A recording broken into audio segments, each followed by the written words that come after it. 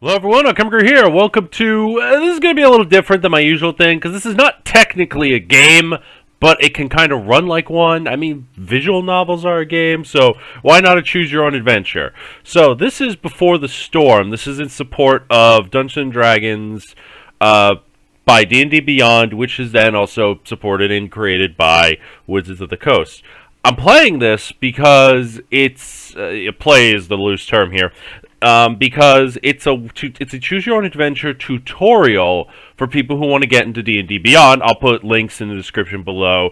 And what little I know about it so far is that you could actually do dice rolls. You can kind of have control over your character, but not a lot. It's pre-generated characters because they only want to just give you the basic stuff. It's like, oh, here is this. This is how you do it. And I want to actually see how long this is. So let's begin our journey. Welcome to Dungeons & Dragons, the world's greatest role-playing game. Still kind of debatable.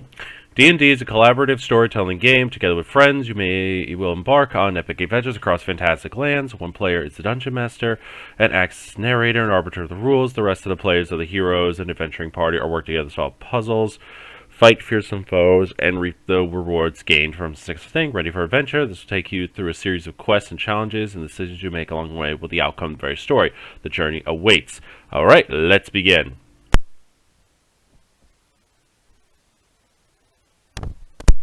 Your story begins in Neverwinter. Oh, that's a new one. Neverwinter doesn't get a lot of attention in 5th edition D&D. A legendary city along the northwest edge of the Forgotten Realms. You know what? Just in case no one knows anything, tell me about the Forgotten Realms. The Forgotten Realms is one of the many worlds in the vast D&D multiverse, populated by dwarves, elves, halflings, humans, and other folk. In the realms, fighters dare the crypts of the fallen dwarf king of Delzon, seeking glory and riches. Rogues prowl the dark alleyways of teeming cities such as Neverwinter and Baldur's Gate. Clerics in the service of the gods wield maces and spells, defending against the terrifying powers and threats. Wizards plunder the ruins of the fallen Netherese Empire, delving into secrets too sinister for the light of day. Okay, giving me an idea of probably what to expect if I were to play a rogue. Maybe I'm going to be prowling dark alleys of these cities. Let's pick. Every adventurer is a member of a class, which broadly describes the character's calling and what skills they dedicate their lives to. There are many classes in D&D. In this adventure, you'll choose the 5 below. Select the class to learn more about it. Paladin wasn't even an option. I don't even know what the hell Paladin would be if I did that. Well,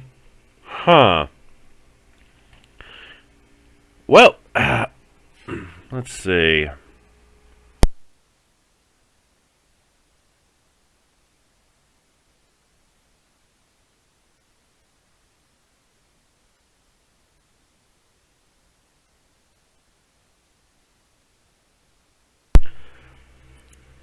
Okay, let's see. Cleric would be interesting. A fighter, a ranger, rogue thing. I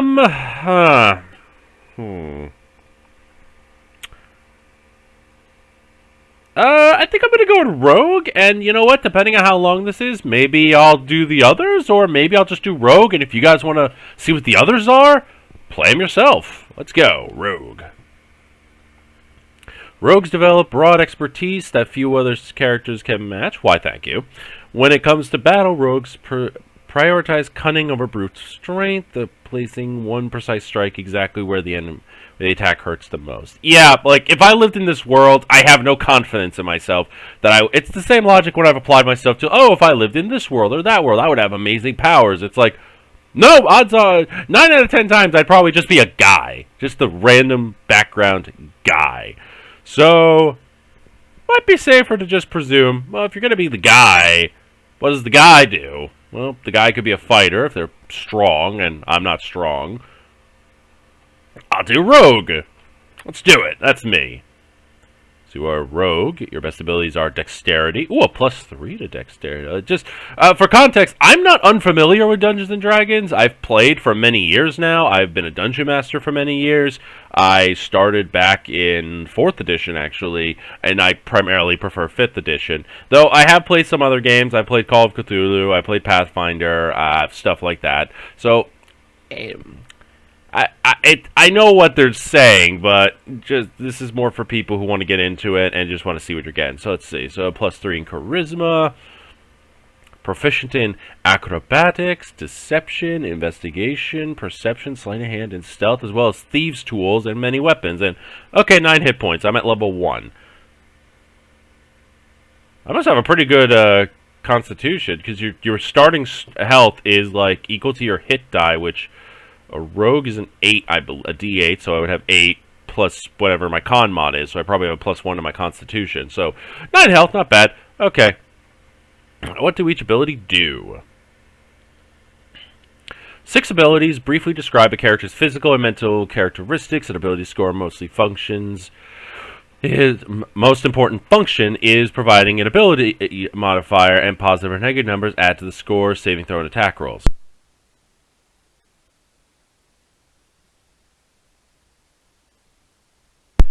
Strength, measuring physical power, dexterity, agility, reflex and balance, constitution, endurance, intelligence, reasoning, and memory, wisdom, perceptiveness and intuition, charisma, force of personality, meaning every creature has hit points represented by the combination of physical and mental duration, the will to live, and luck. That's a very broad statement, but sure. All right. Oh, okay, so I don't get to choose my race. You are a light-footed halfling. Oh, nice. I'm one of the small folk. Halflings are small folk blessed with luck and courage, befitting the mightiest of dragons.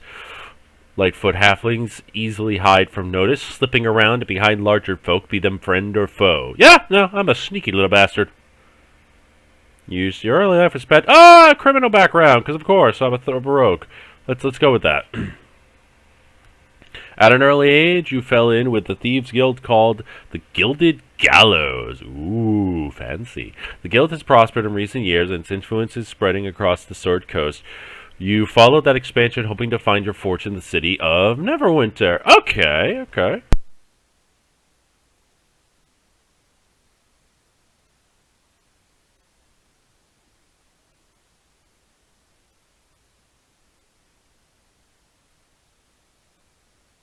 Alrighty, so with that in mind, I guess if you wanted to change your decision or whatever, you could always just, I guess, go back. But yeah, I'm good with this. I'm feeling kind of limber with it. Let's go. Let's do it. I'm a halfling rogue. Let's hope if I have to name myself, I'm Alchemicgree as always. Let's begin. All right. Fortunes in Neverwinter have been fair, but not the vast riches you hoped for. You follow a lead on stolen treasure that took you to the city, but the trail has run cold. You lean back in the chair at the tavern, and you're getting tired of this rat race. When's your ship going to come in? When's your ship coming to come in? Oh, nice. Psst, hey, you'll never believe what I just heard. Comes the whispered voice of Seraph, a friend whose position as the bartender has granted you amusing secondhand stories and occasional lucrative opportunity. Well, that smuggler's treasure you keep talking about, I think it's real, he says with a smile. Did you ever doubt me? I smile back. Go on. Okay, go on. Well, it turns out the harbor master has a docket with a guilder's name and address. They must have tried to skip town. Only thing is, they never made it to the boat. The captain of the guard thinks there's something hidden at that address. Oh? Says who? It comes from a reliable source. A woman of the temple, Seraph offers me. You'll say no more on that matter. Damn. This might be it. Months ago, I heard stories of a high-ranking member of the Gilded Gallows turned traitor, killed their partner, and fled with a sovereign's ransom in treasure. Thanks to my clever investigations, you know that it's more than just a rumor. Whoever that gilder was, they covered their tracks well until now. Well, I better get find the harbor master then. Right. Transitioning to Black Lake District, the docks. Anxious to make your move, you hastily make your way to the Port Authority building where the Harbor Master's office resides. Outside the building, uniformed people come and go. At the waterfront, inspectors swarm over the docks as the new ships come into the bay. Alright, let's approach this building. Aw, it's adorable. It's a very crude drawing, but sure, buddy.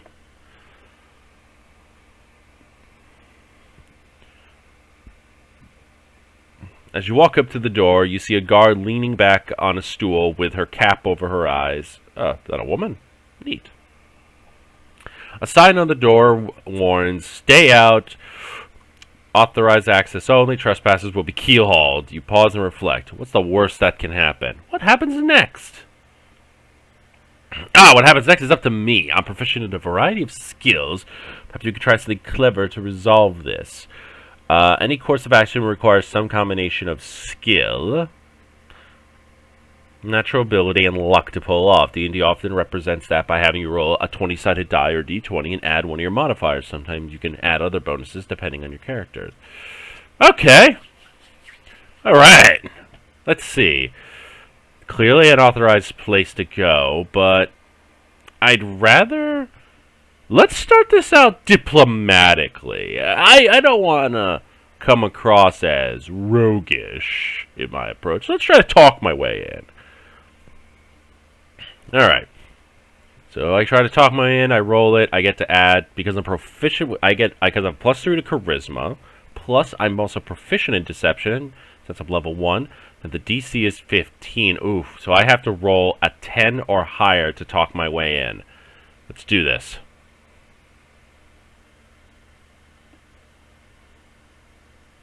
Nope. That ain't gonna happen. You pretend to be an inspector, not my best idea, thinking it would give me the authority to walk freely about the guard. The guard lifts the cap as I approach, listens to my story inscrupulously. Her eyes brighten when I mention my position. She jumps to her feet. "Glad you came, Inspector. We've been having trouble with this door." She shows you a small door on the side of the building. When I peek inside, you feel a kick at the heel, sending you sliding down a mud slick chute until it lets out several feet above the ground, splashing me into the water below. Okay! That is just rude! That is just so rude! Oh,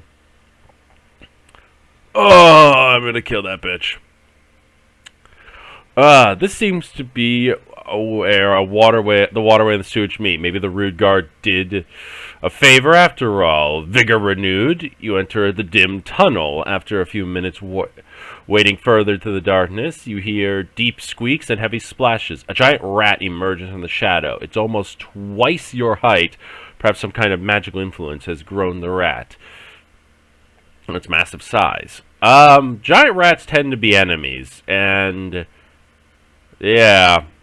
And that thing will probably sniff me out. I think I'm just going to probably attack it. Or tempt it with some cheese. Do I even have cheese? Why would I just carry...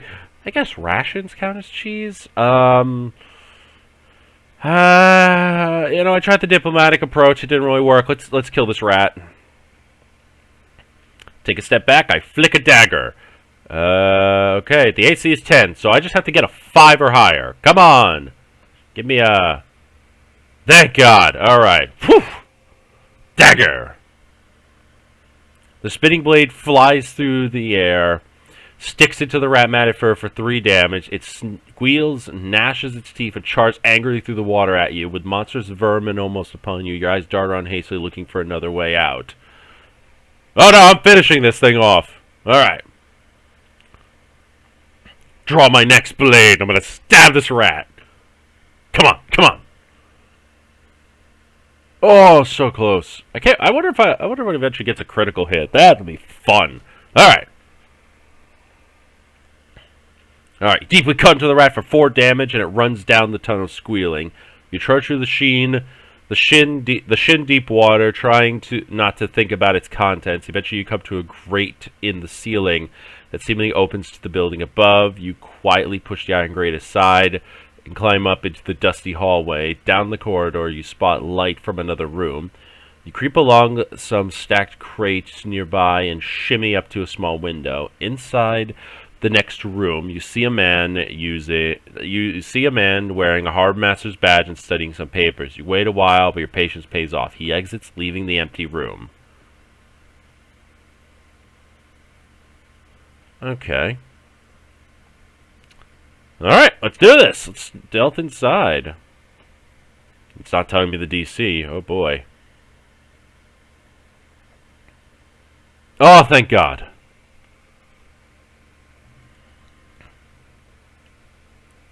Alright, digging through the desk, you quickly find what you're looking for. A docket, just as Seraph had described. After scanning a few pages, your eyes fall upon the last known whereabouts of the Gilded Trader. Bingo! You commit the location of memory, place the docket back. With the clue acquired, you nonchalantly leave the building and dart towards Black Lake. As you head to the location, you pass farther into the crumbling remains of the ruined city and enter a neighborhood known as the Tatters. You get a chill up your spine as you pass all the abandoned buildings. Not many people come to this part of town since the eruption 30 years ago, and those who do don't want to be found, making the Tatters a fine place for a hideout. Alright, you walk along and eventually you reach the end of the broken street. The remains of a shoddy building leans into the mud. The structure is mostly charred and molding wood, typical of this area. You count the buildings on the lane, and once you're certain that this is the place you're looking for, you try to open the door, but it's locked. I'm a thief. I'm picking that lock. Alright. Not telling me the DC either. Alright. Don't fail me. Oh, yeah! Oh, God. I couldn't talk my way into shit, but when it comes to being rude, let's do this. Your tools make a familiar metallic jingling as you pull them from your pack. For a few moments, you feel nostalgic. You feel nostalgic about all the times these little friends have come in handy. With a jiggle, wiggle, and finally a tap of your palm, the lock obeys. You slowly push the door open, creep inside. Yeah, close the door behind me.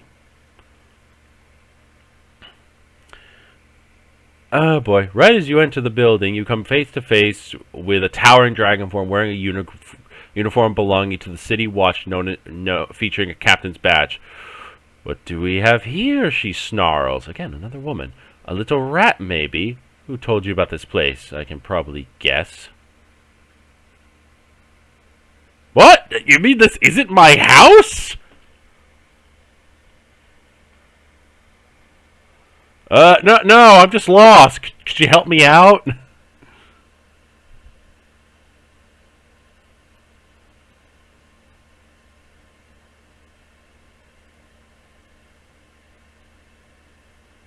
She stares daggers into your eyes. I'm certain I can, she cracks her knuckles, a sound that reminds you of large branches snapping. Cringe a little. Suddenly her massive hand comes towards you, snatching your cloak. You lift it to the air as you flail, trying to free yourself from the garment. There's nothing I hate more than a rat. I'll have to teach you a lesson for sticking your nose in my business, Pipsqueak. As you dangle from her fist by your cloak, she raises her other hand, bigger than your whole head. Oh, no. Huh. Yeah, I've been pretty lucky so far. Let's grovel. Drop out of your cloak and cower at your knees. Cower on my knees. Alright, come on. Okay, that's actually higher than the last one.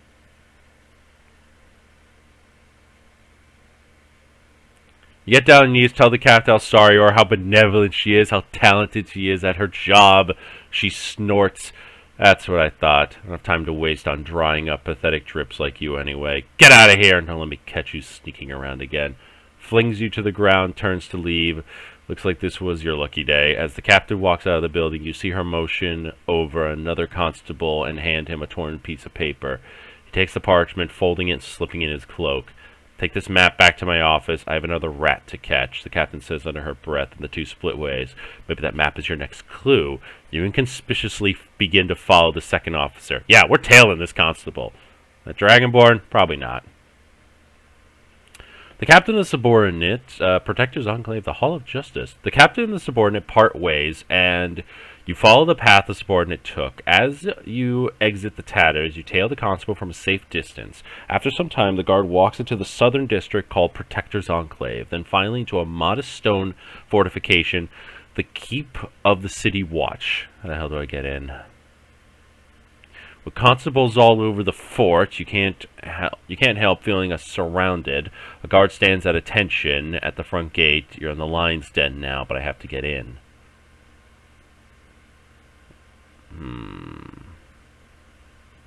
I don't think pretending to be a guard is going to work, since pretending to be an inspector was a pain in the ass. Let's try the sneaky approach. Search for a wall to climb.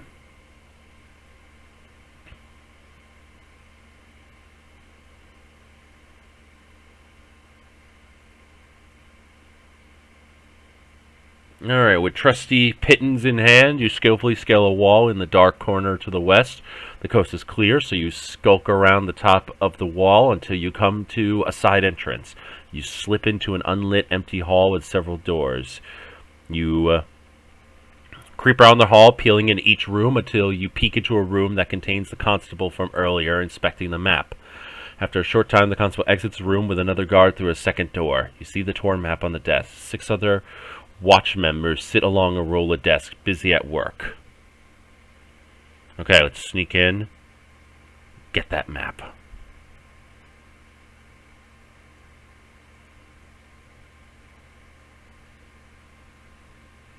Oh, thank God. The dice are hot today!